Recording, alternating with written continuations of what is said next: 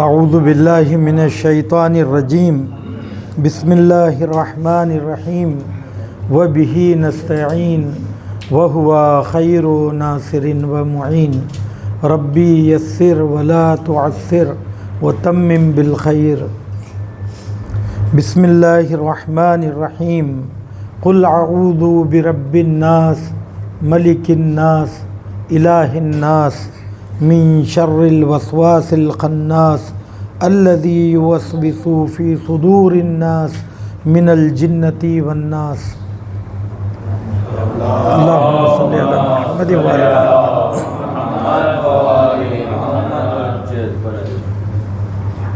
اللہ سبحانہ و تعالیٰ کی حمد و ثنا اور محمد و آل محمد پر درود و سلام کے بعد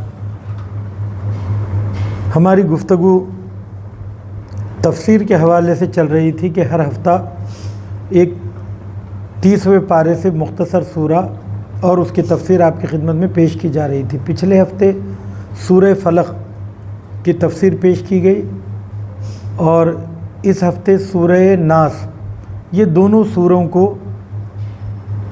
علوم قرآن کی زبان میں موعوذتین کہتے ہیں، اور اس کا فقہی حکم یہ ہے کہ جب کبھی بھی یہ سورہ نماز میں پڑھے جائیں تو دونوں سوروں کو ایک ساتھ پڑھا جائے، ایک ساتھ پڑھنے کا حکم ہے۔ جی جی ہاں، نہیں وہ مسئلہ نہیں ہے اتنا، لیکن ہمارے پاس تو خیر بسم اللہ جز ہے سورے کا، اگر اسے دہرائے تو کوئی مشکل نہیں ہے۔ جی ہاں، کیونکہ جز ہے ہمارے پاس، اہل سنت کی طرح ایسا نہیں ہے کہ جیسے میں جز نہ ہو، ٹھیک ہے۔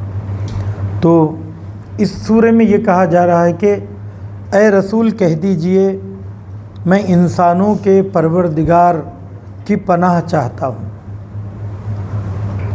جو تمام لوگوں کا مالک اور بادشاہ ہے، ملک الناس، تمام لوگوں کا مالک ہے اور بادشاہ ہے، الہ الناس، سارے انسانوں کا معبود ہے، من شر الوسواس الخناس، شیطانی وسواس کے شر سے جو نام خدا سن کر پیچھے ہٹ جاتا ہے اور جو لوگوں کے دلوں میں وسوسے پیدا کرتا ہے، وہ جنات میں سے ہوں یا انسانوں میں سے۔ یہ اس سورے کا ظاہری ترجمہ ہے اور اس کی تفسیر یہ ہے۔ ایک صلوات پڑھی محمد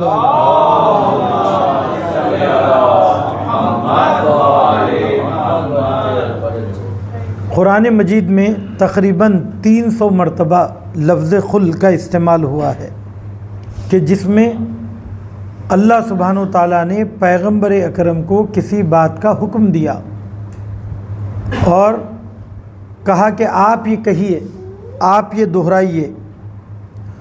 زیادہ تر یہ احکام آپ کے چاہنے والے یا آپ کے مخالفین کو کسی بات کا جواب دینے کے لیے تھے۔ تو لفظ قل کتنی مرتبہ استعمال ہوا؟ 300 مرتبہ۔ تو یہاں پر کہا کہ قل اعوذ برب الناس، آپ کہہ دیجئے میں پناہ چاہتا ہوں لوگوں کے پروردگار سے، پروردگار کی پناہ چاہتا ہوں، ٹھیک ہے۔ کس چیز سے پناہ؟ قل اعوذ برب الناس ملک الناس الہ الناس من شر الوسواس الخناس، خناس کے وسواس کے شر سے پناہ چاہتا ہوں۔ تو خناس کسے کہتے ہیں؟ آگے کی آیت میں اس کی تشریح ہے، من شر الوسواس الخناس الذی یوسوس فی صدور الناس۔ خناس وہ ذات ہے جو لوگوں کے دلوں میں وسواس ڈالتی ہے۔ یعنی وسواس کیا ہے ابھی بتاؤں گا آپ کی خدمت میں۔ من الجنتی والناس، تو یہ خناس جو کہ وسوسہ ڈالتے ہیں دو لوگوں میں سے ہوتے ہیں، یا تو وہ جنوں میں سے ہو سکتے ہیں یا تو وہ انسانوں میں سے ہو سکتے ہیں۔ انسانوں میں سے اور جنوں میں سے کچھ لوگ دوسروں کے دلوں میں وسواس ڈالتے ہیں، اور یہ اتنا بڑا شر ہے کہ پروردگار عالم نے رسول خدا کو حکم دیا کہ اس وسواس سے بچنے کے لیے آپ اللہ کی پناہ لیجئے، یہ کوئی معمولی بات نہیں ہے۔ تو یہ وسواس کیا ہے؟ وسواس یہاں پر دو معنی میں ہے۔ وسوسہ ڈالنے والا بھی مراد ہو سکتا ہے، اور وہ خیالات، وہ افکار اور وہ سوچ جو ہمارے ذہنوں میں آتی ہے۔ تو جو سوچ خود بخود ہمارے ذہنوں میں آئے، یا ہم جس کے بارے میں غور و فکر کریں، غلط خیالات کریں، خرافات کو پالیں، کسی کے بارے میں سوء ظن رکھیں، اس طریقے کی باتیں جب اپنے ذہن میں لاتے ہیں تو یہ خیالات بھی وسواس ہیں۔ اور کبھی شیطان یہ خیالات ہمارے ذہن و دل میں ڈالتا ہے، شیطان اسی کام کے لیے رکھا ہوا ہے۔ اور کبھی شیطان انسانوں کو اپنا کارندہ بناتا ہے، ان کو اپنے استعمال میں لاتا ہے، اور وہ ہمیں وسوسہ ڈالتے ہیں۔ تو انسانوں میں سے بھی وسوسہ ڈالنے والے موجود ہیں، جنوں میں سے بھی وسوسہ ڈالنے والے موجود ہیں۔ اچھا، یہاں پر کہا کہ اعوذ، میں پناہ چاہتا ہوں۔ اب یہ پناہ چاہنا، مثلاً اگر کوئی بارش آ رہی ہو، یا سیلاب آ رہا ہو، طوفان آ رہا ہو، اور ہم بیٹھ کر تسبیح لے کر یہ دہرانے لگے اعوذ باللہ اعوذ باللہ اعوذ باللہ، تو کیا ایسی صورت میں انسان طوفان سے بچ جائے گا، سیلاب سے بچ جائے گا؟ یقیناً بچانے والا خداوند عالم ہے، لیکن صرف اعوذ کہنے سے کوئی نہیں بچ جاتا ہے، بلکہ اس کے لیے عملی طور پر کوئی اقدامات بھی کرنا ضروری ہے۔ سیلاب آئے تو اس کے بچاؤ کا انتظام بھی کرنا ضروری ہے۔ بچاؤ کے اس انتظام کو، اس کوشش کو پروردگار عالم برابر کرتا ہے، مفید بناتا ہے، اور بہترین اس کا نتیجہ دیتا ہے۔ مثال کے طور پر ایک اور مثال دوں تو اندازہ ہوگا کہ ایک حدیث ہے، العلم نور یقذف اللہ فی قلب من یشاء۔ علم ایک نور ہے، اللہ سبحانہ و تعالیٰ جس کے دل میں چاہتا ہے ڈال دیتا ہے۔ تو کسی نے آغا بہجت سے پوچھا کہ اگر علم اللہ سبحانہ و تعالیٰ دیتا ہے اور وہ لوگوں کے دلوں میں ڈالتا ہے، تو پھر استاد کی کیا ضرورت ہے، کتاب کی کیا ضرورت ہے، مدرسے کی کیا ضرورت ہے؟ کیوں گوتم بدھ کی طرح ہم دھیان کر کے گیان نہیں پاتے ہیں، ڈائریکٹ وہیں سے مل جائے؟ اتنی ساری محنتوں کی ضرورت کیا ہے؟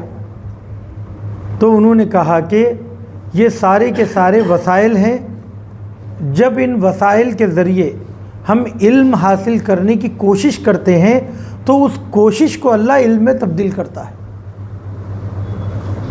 اسی لیے کتاب ہے تو معلم کتاب کی بھی ضرورت ہے۔ تو بغیر پڑھے کے، اب بہت سارے شعراء سے، ذاکرین سے کہیے کہ آپ نے کہاں پڑھا ہے، تو کہا کہ یہ محنت کی چیز نہیں ہے، یہ تو عطا ہوتی ہے۔ تو یہ جو عطائیں ہو رہی ہیں اس سے بڑی مشکلات ہو رہی ہیں، بیس مضبوط نہیں ہے۔ سیلف اسٹڈی کی بنیاد پہ آدمی اپنے طور پہ نتیجے لیتا ہے، ان نتیجوں میں لغزش کرتا ہے، بلاغت کے احکام نہیں جانتا ہے۔ مثلا اب ایک صاحب ہیں، بلکہ ہر کسی کے ذہن میں بھی آتا ہوگا کہ انا انزلناہ و انا لہو لحافظون، قرآن مجید کے لیے حکم ہے کہ ہم ہی نے قرآن مجید کو نازل کیا اور ہم ہی اس کے حفاظت کرنے والے ہیں۔ ٹھیک ہے، تو آدمی سوال کرتا ہے کہ یہاں پر اللہ کی ذات ایک ہے اور اس نے یہاں پر جمع کا صیغہ کیوں استعمال کیا؟